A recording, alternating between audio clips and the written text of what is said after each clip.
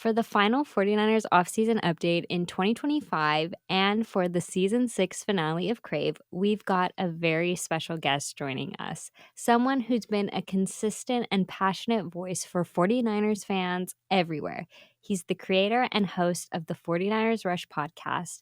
From draft parties to game day meetups across the country, he's built something truly special for the faithful. John, welcome to Crave. Man, thanks for having me. Excited to be here. Big fan, Alex, of the show, and excited to talk some 49ers. So, what inspired you to launch the 49ers Rush podcast? It was kind of a weird situation. I was a coach down in Texas. That was kind of my career. It was Duncanville High School, which is like one of the largest high schools, most competitive programs in the country.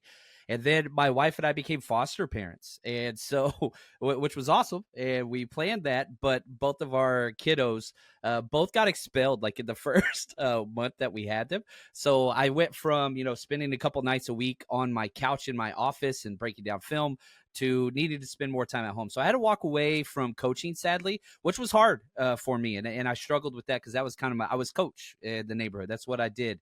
And one of my buddies was like, dude, start a podcast. This was about 10 years ago. And I didn't really even know what that was. And we kind of talked through, and I was like, why not? We'll just jump on here and talk football. And it never had the purpose of, being in employment. It was just a passion project that I would do on the side. And then it just kind of blew up. And I think we're like 1,400 episodes in now, and it's my full-time job, and very thankful. But it's all just a weird mistake that has gone very, very well. And I'm very, very thankful. So it never was the plan, but very thankful for where we are now. Yeah, that's awesome. I mean, listen, you've built such an incredible community, not only online, but also, I think, through your events. So, what inspired you to start doing these in person meetups, and what's been the most rewarding part of it? And again, like, I grew up in Texas my whole life, and I became a 49ers fan at the age of 9 because I had a stepdad that I didn't get along with, diehard Cowboys guy, and just in spite to upset him, I asked for a 49ers jersey, just whatever. But that became my personality, right? Like, Yeah. I like the 49ers even though I live in Dallas, and my whole family loved the Cowboys. But then whenever I started going to games, whenever I got older, I would just go by myself, not knowing anybody, because at the time I still lived in Texas. And so I would just show up at these games and find random tailgates to join, to be a part of, and, buy one ticket by myself and just have the time of my life. Now, my personality, that works. But as the show started building, I would get these questions and emails like, hey, I'm coming out to the game by myself. Where do I go? Where do you think I should sit? And I was like, oh, come sit with us. Come party with us.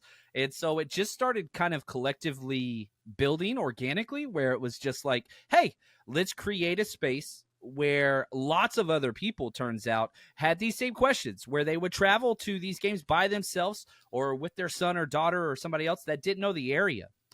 And so in 2019, when the 49ers made the Super Bowl in Miami, I was like, hey, let's go all out. Let's rent a venue in South Beach. Let's create a safe space for 49ers fans to get together because they're going to be traveling all over.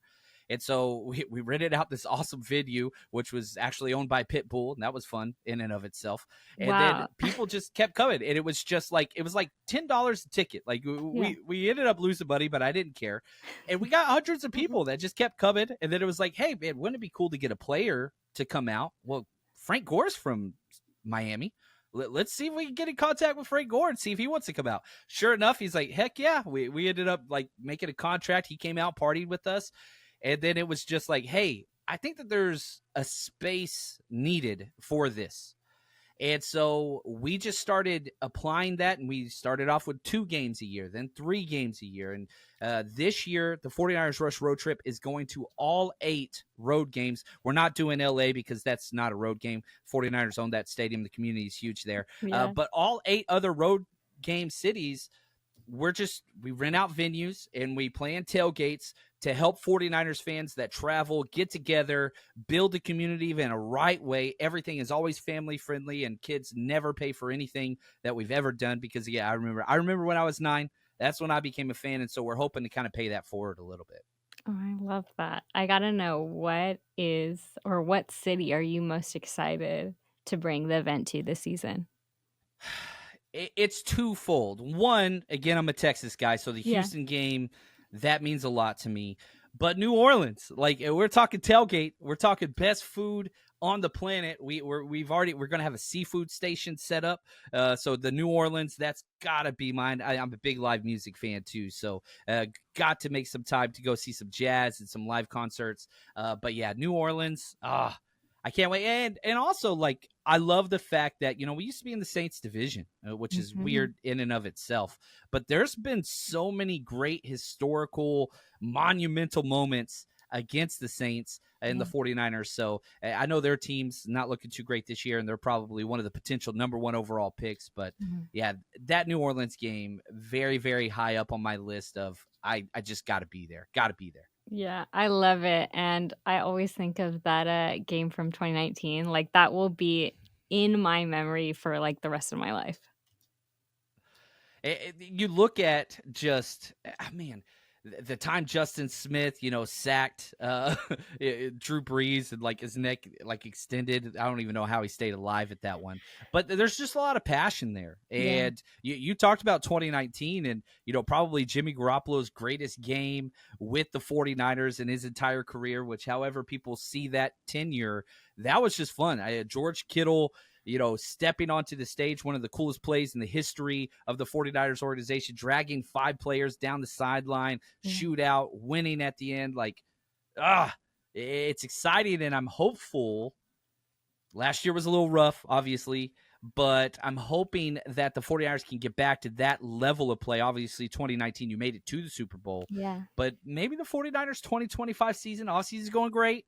And so you keep those vibes high and deliver for the fans, kind of what they got used to under Kyle Shanahan, and get Yeah. back to that dominating style of play. Well, that's my next question. Like you mentioned, they're having an incredible offseason, literally firing Nick Sorensen, Brian Schneider, bringing back Robert Saleh, hiring Brant Boyer, and extending George, Brock, and as of yesterday, Fred. So, what are your expectations for this team headed into the 2025 season? They've got to be high. Mm. And of all the things you said, I know everybody's super pumped about the extensions, and rightfully so, because it's kind of an about face for the 49ers front office and handling things way before the deadlines are due, and you don't have the drama going into training camp and, just this, are they going to play? Are they going to hold out? Are you going to trade them? Are they going to trade them? I feel like every single offseason, it's like, okay, everybody's on the trading block. Mm-hmm. Now these are the foundational pieces of the 49ers moving forward. And as important as that is, I don't think that's the most important thing that they've done this offseason. I truly do believe that coaching matters. Obviously, I just sat up here and told you about my coaching past. But you saw last year, the biggest issue was this defense. And Nick Sorensen's now gone. You replace him with one of the better, if not the best, defensive coordinator in the NFL over the past decade. That is Robert Saleh, who has the continuity with the scheme that he's bringing in. So that's nice. There's not going to be a huge learning curve for all the players that were here last year. But the coaching implementation, I think, is gigantic. And if I could weigh what's the most important thing done this offseason, it's the bringing in of Brant Boyer, your new special teams coordinator, and it's the bringing back of Robert Saleh. I think that it just raises the floor of the play of the 49ers to where you're no longer giving away games. And if you do look briefly at 2024, you were dead last in the NFL in fourth quarter scoring allowed. No game felt safe. You'd be up 10 points and still lose a game to a division opponent multiple times last year. So frustrating. Now, hopefully, exactly. Now, hopefully, you can bring it back to the style of defense that 49ers fans have become accustomed to under Robert Saleh, under D'Amico Ryans, and even under Steve Wilkes, who I know a lot of people don't like, but he was first in the NFL with the 49ers in fourth quarter scoring. That's just an anomaly that happened last year that was terrible. Hopefully you can return to that, putting games away, stop the run, get after the quarterback, and stop having these, allowing 30-point games and 20-plus point games in back-to-back weeks against division opponents. That's not the way the 49ers are designed to play football. All right, our last question for you here today. So, our show is all about passions. So, outside of football and coaching, what's something that you're passionate about? I'm a big history guy. Anytime Netflix or somebody comes out with like one of those new documentaries, I don't even care what it is. It's just like I'm all in. Like I'll stay up late at night or wake up early in the morning to watch it. Right now, I'm reading this really really good book. It's the Eagle versus the Sun. It's basically a World War II hardcore encyclopedia type thing over the Pacific War, the United States versus Japan. It's like 500 plus pages. Oh, But wow. yeah, that is all encompassing right now. With the 49ers being the off season, I spend a little bit more time reading and diving into that stuff. But yeah, so that book right now I'm about halfway through it. That is occupying most of my time, where it's just all right, straight history. Let's dive in. I know it's boring to most people, but I love it. No, I love that. John, thank you so much for coming on. Where can everybody find you and keep up with all things 49ers Rush? Yeah, we're all over on social media. If you just type in 49ers Rush on wherever you watch, listen, download, or click on whatever, we will show up. And what I would encourage is, if you have time and if you are finding yourself at a 49ers game, look us up, 49ers Rush Road Trip. We're on TickPick, the ticket app. You just type in 49ers Rush. All of our events pull up. And as always, kids are free to every single event we will ever do. But yeah, hopefully you get to come out. And if you ever do see us, please come say hi. One of my favorite things is just making that face-to-face appearance and being able to start to build the community and that relationship. And very lucky, and I'm very thankful for everything that we are a part of.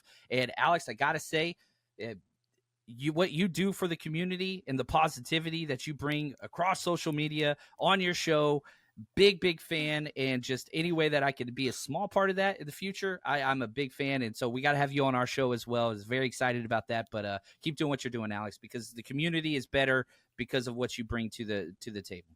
John, you're very sweet. Thank you so much.